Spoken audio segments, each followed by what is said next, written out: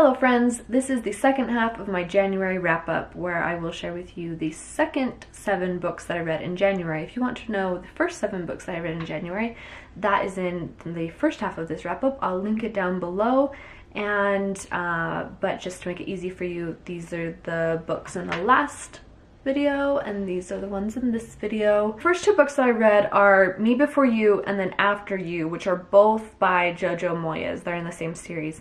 I feel like this series people have probably heard about. It was a really popular book and it was made into a movie. It takes place in a small town in England where Louisa Clark is hired to assist and like keep company this man named Will, who's a paraplegic, a quadriplegic, I can't remember, and he doesn't have a strong will to live, and Louisa, it's about sort of her dealing with that or coming to terms with that. I picked this up because I wanted something to listen to while I was traveling. I don't have a lot of thoughts on it. I really liked the main character. I found it entertaining. I don't mean to insult it by being fluffy. It didn't evoke a lot from me, but it was entertaining to listen to and I was happy to listen to it. It also was immediately available for me to check out electronically from my library, as were all of the sequels, so I've just kind of ended up continuing with it. I guess I will mention about the second one, which if you want to read the first one, you don't want it spoiled, then don't listen right now, like skip forward. The first one, mostly what I liked about it was the main character, Louisa Clark. I liked her, the character, but I found her way too annoying in the second one, and like the second one was just sort of a filler book that didn't go anywhere, and for that reason it almost felt like New Moon. You know how the first like Twilight is all about this love story and then it ends and the second one is just her being depressed?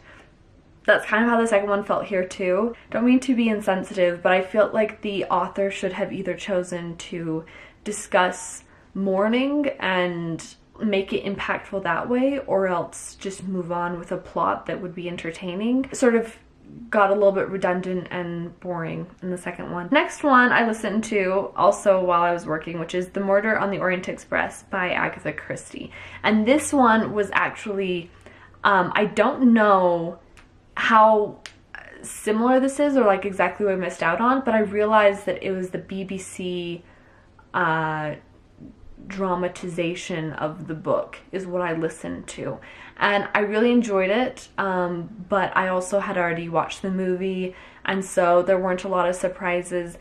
I don't have a lot to say about it, especially because this is a book that I think a lot of people have heard of, and there's the movie out, so I'm not going to explain what it's about, but it's a mystery, and I did enjoy it, and I realized that it is the 10th one in a series of mysteries, and it did make me want to read more of those. The next one, oh boy, that I read is Circe by Madeline Miller. I had a lot of thoughts on this and a lot of emotions while reading it, and I feel like I sort of burned myself out with a lot of passionate conversations with myself about it. I had a lot of thoughts on this while reading it, and now I'm not sure exactly what I think about it now that it's over, but I don't think I agree with everyone else in terms of loving it. For starters, Circe is a character who appears in the Odyssey, and this is sort of a retelling of her story. It's been called by many a feminist retelling of Circe's story. If you've watched part 1 of this January wrap-up, you'll know that I don't care a lot for ancient Greek civilization in a non-academic or theoretical sense, in the actual like narrative sense of their stories and lifestyles and philosophies. Don't care for them very much. So my issues with this book, especially the first half of them, mostly stem from my feelings on their culture. So it's hard to blame the book for that. It's not so much that the book had trouble with that, but I just don't like them very much. So especially in the first half of the book, where most all of the characters felt deliberately, maliciously vengeful and with no reason. There were a lot of generalizations. I didn't feel like there were very many dynamic or well-rounded characters. In the second half of the book, I felt like her character arc really finally came out, and I appreciated that, but it just all sort of fell flat for me the first half of the book, especially because there were so many generalizations All of the gods were jerks. I don't like books where the world is pitted against the main character, and because it's told from her perspective, I was left feeling like this is exactly that. It's her perspective, not reality. It just was a little bit annoying in that way. But for all of the bad things that I'm saying right now, I did give it 3 stars because I found the second half of the book very redemptive, and that it sort of course corrected almost everything that I found irritating about the first half of the book. And so because of that, I'm left not knowing exactly how I feel about it, because everything that made me angry and like have to set the book down while I had this rant in my head about how I was frustrated about something in the book flipped itself, acknowledged all those things in the second half. And so because of that, I don't know exactly how I feel about it. Essentially, altogether, I would say that Circe is worth the read. It was enjoyable in the end, and I like I said, I really liked the ending, and I felt that Madeline Miller has a very balanced and steady hand throughout the book, if that makes sense to describe it that way. I think I give it 3 stars. I think it would be more fair to give it maybe 3.5 stars, and if I'm honest, I would have to say I slightly wonder if I would have had a different perspective if I had read it before all of the hype on book 2, because I think that I maybe had too high of expectations for it. The next book I read is The Disappearing Spoon and Other True Tales of Madness, Love, and the History of the World from the Periodic Table of Elements by Sam Keene. This is a non-fiction book. It's about the periodic table. There are tales of how elements were discovered, how they've been used in war, how they've been used in medicine. It spans several different disciplines of science, everything from medicine and biology to physics and chemistry, geology, all of that. And then a lot of sort of interesting facts or random stories that involve elements, whether they're scientific or more mainstream everyday ideas. There's like politics of the Nobel Prize. It's sort of all over the place. I would call this sort of layman level science. I'm not good at science. I'm interested in the arts and humanities. Like, that's what I'm good at, especially when it comes to like theoretical things.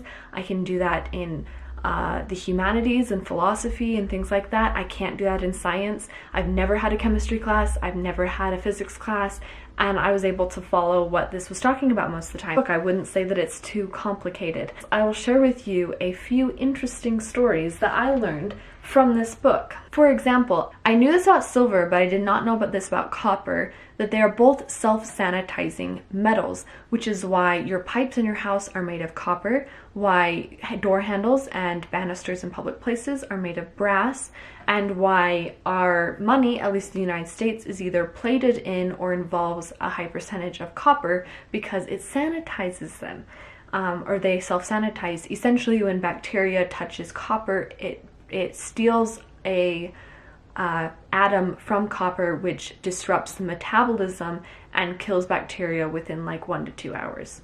Isn't that fascinating? That's so fascinating. Okay, 2 more. I read Mary Poppins by P.L. Travers. I listened to it actually. I'm sure everyone knows the story of Mary Poppins. I was interested because the new Mary Poppins movie has come out, and I was like, oh, I want to read that book. I've wanted to for a long time, and I never have. It's a short book, so I don't mind that I read it. I didn't like it though. I didn't like it at all. It's sort of whimsical and nonsensical, which is something that I normally like, but I didn't like Mary Poppins. She seems like a very mean character. She was very, I just strongly disagree with her nurturing methods, like her parenting methods as a nanny, I suppose. I didn't understand why everyone would love her so much given her behavior in the book. Maybe what spoiled it is having watched the movie, not the new one, but the old one. It just wasn't very fun. I think I was expecting this sort of like fun whimsical, and it wasn't. It was somewhat nonsensical, but in this sort of coercive and aggressive way. So I didn't really like it very much. I don't know if maybe if I had gone more slowly and like tried to extract more themes from the book or something. yeah, I didn't like it a whole lot. And then the last one that I read, sort of trending right now, The Life-Changing Magic of Tidying Up, The Japanese Art of Decluttering and Organization by Marie Kondo. I actually picked it up in December, and then right after, in January, realized that there was this Netflix series, which I have watched. Picked this up because I was moving apartments and I just wanted to sort of declutter a bit. I'd heard about this book a really long time ago. I've only ever heard like raving things about it, and I thought that everyone was overreacting and that it must be sort of overrated. Truth is, it actually totally lives up to it. I give this 5 stars and I absolutely loved it. I thought it was amazing. In fact, my book, I checked out electronically from the library and it expired when I was like 3/4 of the way through, and I was really devastated. I had to wait another 3 weeks to get it back again. It's a nonfiction book, Marie Kondo Declutters, if you have no idea what I'm talking about, which would be surprising. She's about organizing your life and sort of decluttering your life. What I liked about the book, just to give like one snippet, is the fact that she talks about, and I adore this, like I actually really agree with this, Marie Kondo talks about her things or objects as if they have feelings, like as not as inanimate objects, but as like something that deserves positive energy from you, or like a positive positive attention from you. I think it's a healthy way to think about your things, like encourages an attitude of gratitude rather than that like everything exists to serve you, but instead to like, don't own things that you can't take care of because it's not fair to those things. And then the things that you do have, you should take care of them because you own them, because they serve a purpose to you. So be grateful for them and the service that they, you know, the purpose that they serve to you. Anyway, I quite enjoyed that. So I guess I won't probably go on too much more about that book, but I've been enjoying acquiring that method and decluttering a little bit. I don't have a lot of stuff anyway, but so that does it for this video. That wraps up the rest of everything I've read in January. Let me know if you have any thoughts on any of the books that I read. Thank you for watching, and I'll see you guys in a future video. Bye!